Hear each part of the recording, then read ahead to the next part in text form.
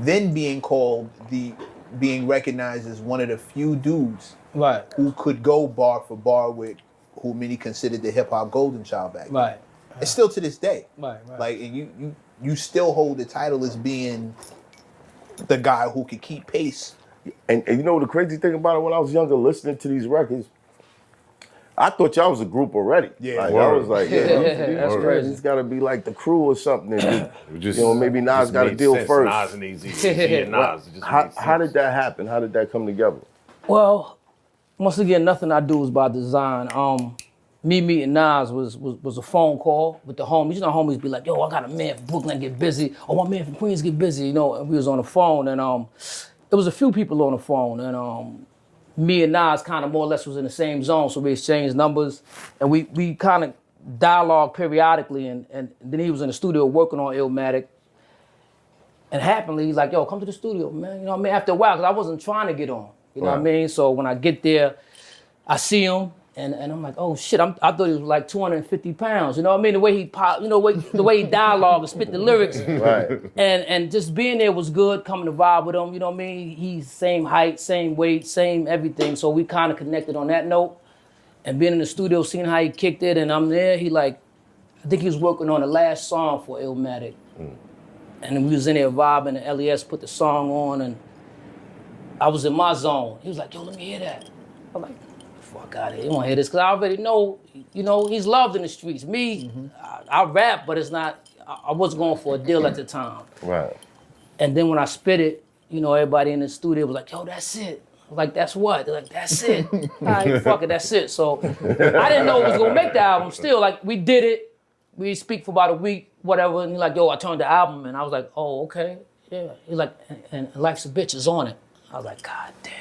Yeah. I hated my voice, you know what I mean? Why? So I'm like, ah, shit. Why did I didn't know how I was gonna get perceived. You did, because I already know with Halftime out, and whatever joint he had out before he had Halftime and One, it ain't hard to tell. it ain't hard to tell. right. You know, they love him everywhere. You know what I mean? And I'm like, oh shit. But I got love after that. So, you know, I just was vibing with him more. You know what I mean? Went on an Illmatic tour and got my deal through that. And that's history. But you said you didn't want to do. You want to look. I didn't. But if you got 10 people knocking on your door throwing you some money, that was a beautiful segue out the street. Right. Why didn't you want one? Because he was in the streets. No. man. You ain't just here.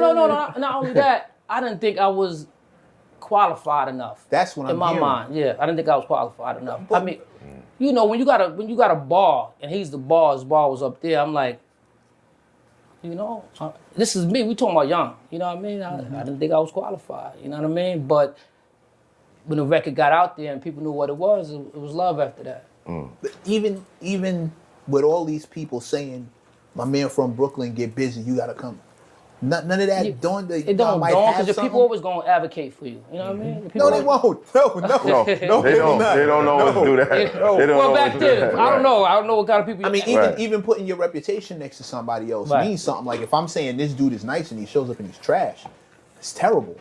But if, But nobody was on then. Nobody cared. You know what I mean? It's like, all right, rap. Y'all rap. Nobody was on, so it wasn't like, yo, Kane want to hear it. You know what I mean? At the time, or Okay. Rod want to hear it. Then now it's like, I ain't spitting over it. You know what I mean? But when it's your peer and it's your peoples, they getting on. It's like, whatever. You know what I mean? So you was just rapping in the street, like, Yeah, just rapping in the street. It's a hobby. Yeah. with no ambitions to think about going to get I mean, a you deal. think about it, but that dream then was like, you need a demo, you gotta do this. Like, niggas ain't give a fuck really back then, you know what I mean? To be honest, it's like if it happened, it happened. But it was like the goal, like, let me stack up and go do this and do that at that time. Right. That is wild. Yeah. Like that's so wild. But you got to remember, this is coming out of an era where there was the hustlers and then the rappers. You know what I'm saying? The hustlers